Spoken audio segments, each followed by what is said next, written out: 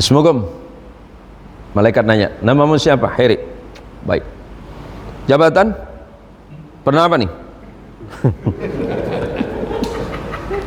Yang lama polsek. Polsek apa? Timur. Timur itu masuk beting kan?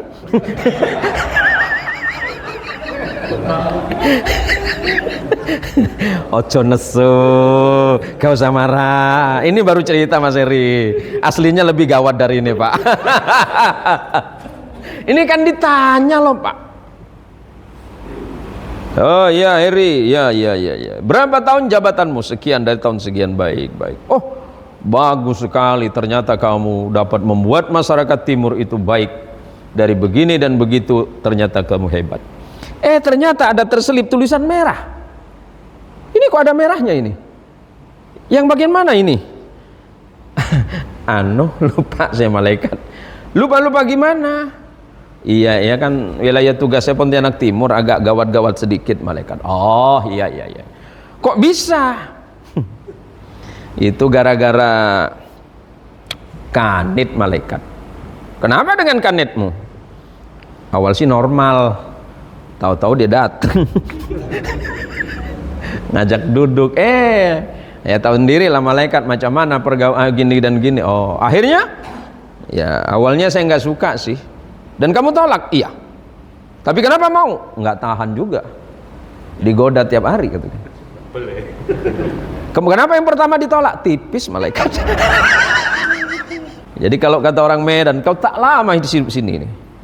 Paling sekarang kau ditengok orang, tak lama lagi kau tak ditengok orang. Jadi hidup ini ya begini Pak. Ada kalanya kita tertawa, besok nangis. Hari ini kita bersedih, ternyata besok kita orang yang paling berbahagia. Jadi Kapolres jangan lama-lama. Habis ini langsung ke Mabes.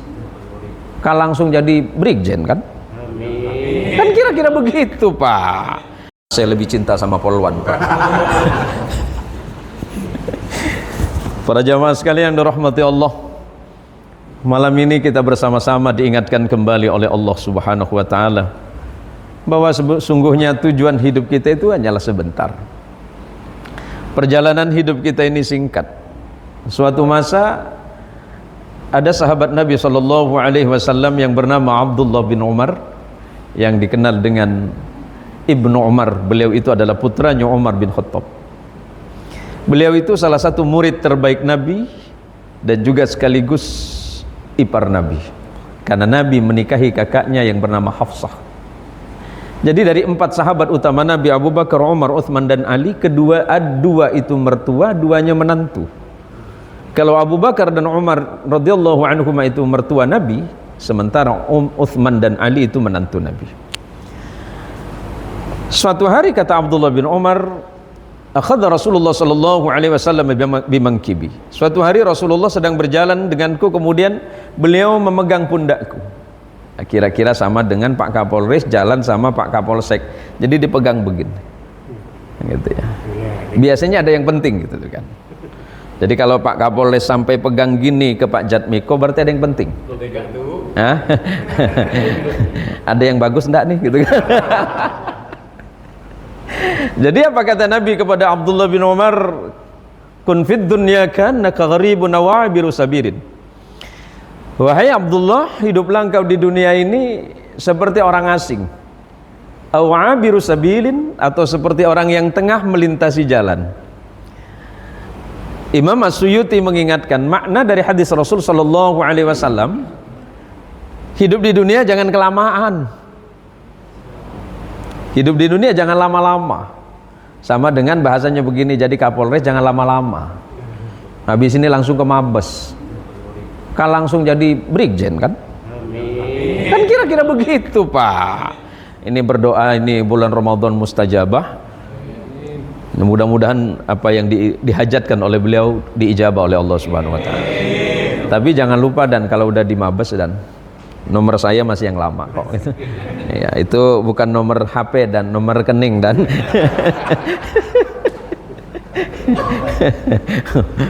ini yang paling senang ini balas dendam kayaknya ini.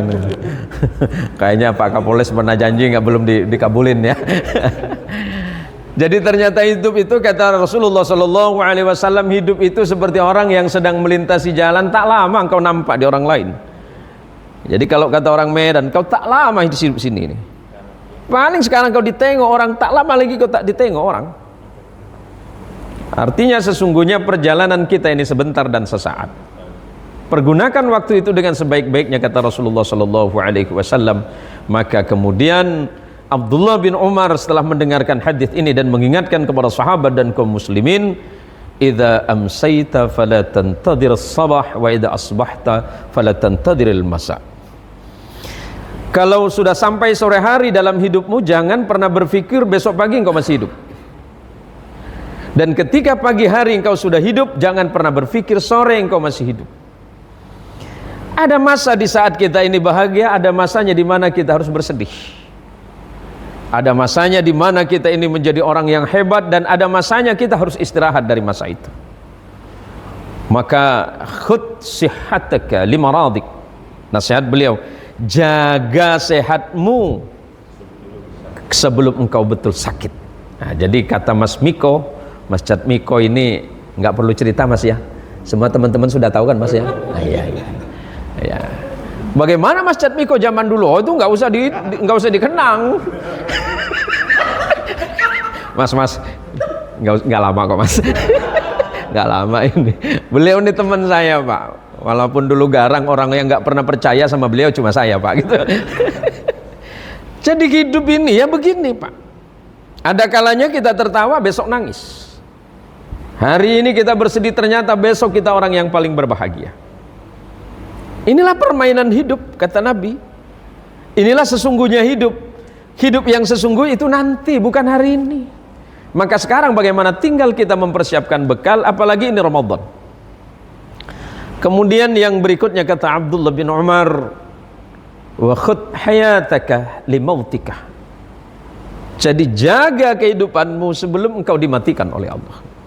Maka kemudian nanti ayah beliau yang bernama Umar ibn al-Khattab radhiyallahu an mengingatkan bahwa hidup itu yang paling indah adalah ketika engkau diizinkan sujud kepada Allah. Allahumma sholli ala Muhammad. Sujud kita yang sebentar ini yang kelak akan kita rindukan di hadapan Allah. Bukan hanya sedekah kita. Sebab sebanyak apapun sedekah kita, jika di dalamnya tidak ada sujud, maka itu sia-sia. Awwalu ma yuhasabu bil 'abdi yaumal qiyamati shalah. Awal mula amal yang akan dihitung oleh Allah di hari kiamat ya sujud kita ini. Kalau misalnya Mas Cat Miko usia berapa Mas? 36, 17 ya. 26 Mas. Berarti sisanya 2 tahun lagi Mas ya. Lah ini kan kita berpikir, oh saya masih sehat, saya masih kuat. Enggak. Bukan itu persoalan. Kita itu harus betul-betul mempersiapkan diri kita dari sekarang.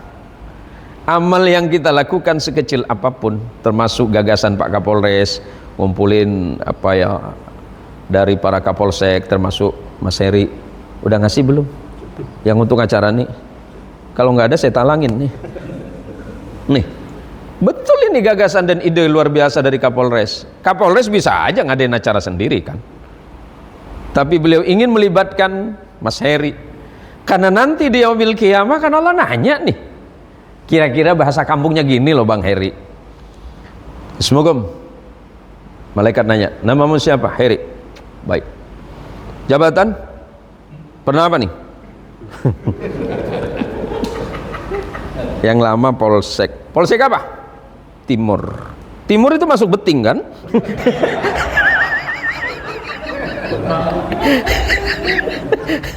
Ojo nesu, gak usah marah. Ini baru cerita Mas Heri. Aslinya lebih gawat dari ini Pak. Ini kan ditanya loh Pak. Oh iya Heri, ya. Berapa tahun jabatanmu? Sekian, dari tahun sekian. Baik.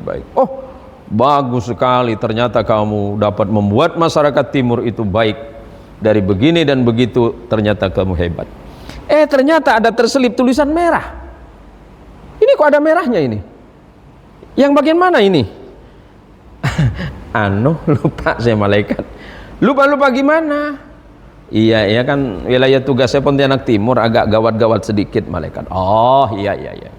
Kok bisa? Itu gara-gara kanit malaikat. Kenapa dengan kanitmu? Awal sih normal, tahu-tahu dia datang. Ngajak duduk, ya tahu sendiri lah malaikat macam mana pergaulan gini dan gini. Oh, akhirnya ya awalnya saya nggak suka sih, dan kamu tolak. Iya, tapi kenapa mau? Nggak tahan juga, digoda tiap hari katanya. Kenapa yang pertama ditolak? Tipis malaikat. Lah ini kan hidup, Pak. Tapi Allah berikan kesempatan hari ini, malam ini kita kembali kepada Allah. Kata Rasulullah sallallahu alaihi wasallam, dan ini didengarkan oleh sahabat Abu Hurairah. Berapa menit lagi waktu saya? Polsek Timur bilang secepatnya gitu kan. Jadi sahabat Abu Hurairah mendengar ini langsung dari Rasulullah sallallahu alaihi wasallam. Kullu ibni Adam khata'un. Setiap anak Adam itu pasti berdosa. Termasuk malam ini yang tidak saya roasting, Pak Kasat Lantas. Aman sampean malam ini, Pak. Tapi tunggu episode berikutnya. Izin sakitnya. Saya rahasiakan tanggalnya. Jadi tidak ada manusia ini yang tidak berdosa, kata Nabi sallallahu alaihi wasallam. Kullu ibni Adam khata'un. Setiap manusia itu pasti berdosa. Mau siapapun itu. Wa khairul khata'in at-tawwabun. Tapi manusia berdosa yang paling baik di hadapan Allah mereka yang segera tobat. Emang kita pikir Pak Kapolres sebersih ini, Pak? Kan enggak kan? Ya cukup kita berdoa saja, Pak ya. Ini namanya manusia.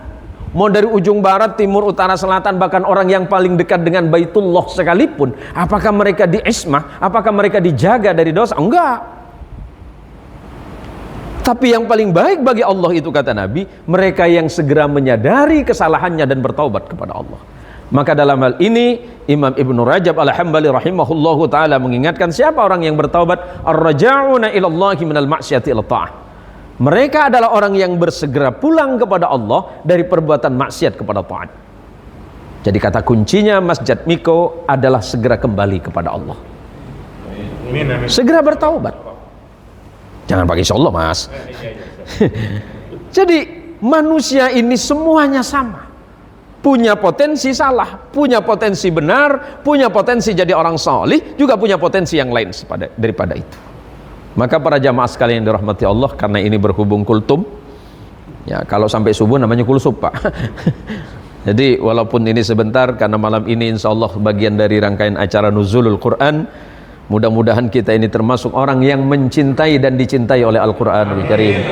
Jadi kata Nabi SAW kepada Abu Umamah Al-Bahili, Iqra'ul Quran fa innahu ya'ti yawmal qiyamah syafi'an li ashabi. Bacalah oleh kalian Al-Quran, karena Al-Quran akan datang sebagai penolong bagi kalian kelak di yaumil qiyamah. Walaupun itu hanya satu ayat, biasakan diri walaupun bismillahirrahmanirrahim, alif lam mim, dzalikal kitabu la raiba fihi hudal lil muttaqin. Oh, tutup. Nanti lanjut lagi. Jadi ada dua tipe orang yang baca Quran, kata Rasulullah. Pertama, walladzi yaqra'ul Quran wa huwa mahirun bih ma'as safaratil kiramil bararah. Yang pertama ada orang yang senang baca Quran, suaranya bagus, bacaannya bagus, kemudian diamalkan dalam hidup, Allah akan datangkan ketenangan dalam hidupnya. Yang kedua, walladzi yaqra'ul Quran wa yata'ta. Ada orang senang baca Quran tapi terbata-mata, terpotong-potong kalau baca, sama dengan Mas Jatmiko. Tapi senang baca Quran. Mas Jatmiko yang senang dalam kondisi yang seperti itu, Allah berikan dua pahala. Nggak usah khawatir. Allah itu maha baik, dan Allah dengan segala kebaikannya tidak akan pernah memutus kasih sayang kepada siapapun hamba-hambanya. Para jamaah sekalian yang dirahmati Allah subhanahu wa ta'ala, insya Allah sebentar lagi kita akan sholat tarawih. Tarawih itu kata jamak dari tarwiha. Itu jamaknya tarawih, aslinya tarwiha, mufradnya, tunggalnya tarwih. Tarwiha, apa itu tarwiha? Santai saja. Tapi biasanya di Indonesia yang paling laku sholat 23 rakaat selesai dalam 7 menit. Ini imam mau yang mana nih? Nih mau pakai rem atau nggak pakai rem nih? Langsung kopleng ya? Oh, berarti gigi berapa nih, Bang? Gigi 5 ya? Oh, nancap nih bang. Gas-gas aja ya. Jadi tapi sampai diingetin, takut sampai subuh nanti nggak selesai. Jadi saya ingetin untuk para imam-imam yang mungkin anggota jadi imam, ada 3 cara dalam menjadi imam. Pertama itu tartil, kedua itu tadwir, dan yang ketiga hadar. Kalau tartil itu seperti tadi, Alhamdulillahirabbil alamin, Ar-Rahmanir Rahim, tartil. Yang kedua tadwir. Beliau tadi, Alhamdulillahirabbil alamin, Ar-Rahmanir Rahim, Maliki yaumiddin. Itu tadwir. Yang ketiga hadar. Wah, itu yang kecepatannya 360 km per jam itu Pak. Wah, itu udah pakai aftur sudah, bukan pakai bensin lagi itu Pak. Itu yang terakhir, yang hadar. Jadi nanti Bapak tinggal pilih mau yang hadar, yang nggak pakai rem sama sekali. Pakai aftur ya. Terima kasih, mohon maaf. Semoga ini manfaat bagi kita semuanya. Semoga kita senantiasa mencintai dan dicintai oleh Allah Subhanahu wa taala. Hadanallahu wa iyyakum ajmain, wallahul muwaffiq ila aqwamit thoriq. Wassalamualaikum warahmatullahi wabarakatuh.